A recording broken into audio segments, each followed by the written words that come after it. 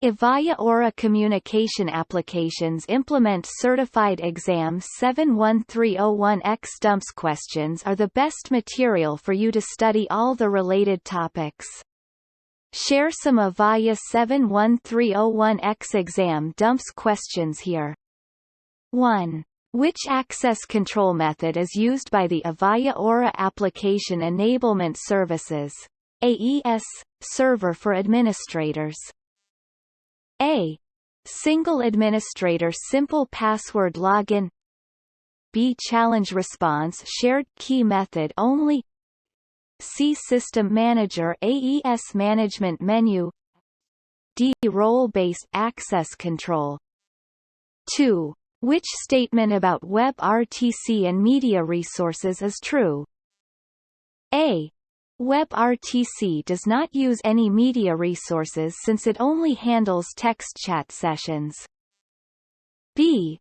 WebRTC relies on the Avaya Aura Media Server (AAMS) to convert the WebRTC media stream to a SIP media stream. C. WebRTC uses its own embedded proprietary technology to handle and process media packets.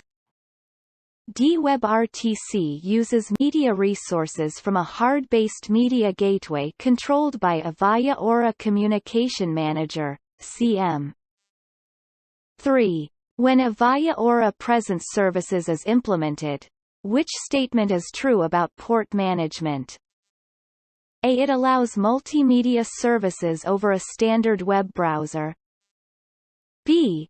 It allows independent management capabilities to filter out undesired message to every Avaya Aura Presence Services user. C. It collects statistics about port usage from each presence-compatible endpoint across the network. D. Port 5222 is used for 1X endpoints, while port 5269 is open for connecting with other XMPP third-party servers. 4. For an Avaya SIP telephone, working as a remote worker via the Avaya Session Border Controller for Enterprise (SBCE), which IP address should be configured in the server list of the 1X communicator? A. The SBCE internal interface allocated for mobile workspace endpoint. B. The SBCE external interface allocated for mobile workspace endpoint. C. The internal Avaya Aura Session Manager SM100 IP address. D. The Avaya Aura Session Manager external interface allocated for mobile workspace endpoints. 5. Which four kinds of services does the TS-API standard provide for third-party call control over Avaya Aura Communication Manager (CM)? Choose 4. A. Receiving notifications of events. B. Controlling specific calls or stations.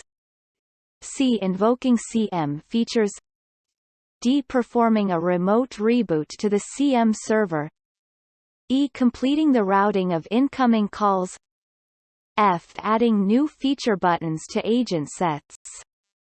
6. On Avaya Session Border Controller for Enterprise (SBCE), where do you access the tool that displays SIP messages in real time as they pass through the SBCE?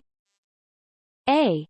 From Avaya Aura System Manager, navigate to Session Border Controller for Enterprise greater than SBCE Administration menu. B. From the SBCE-EMS Web Console.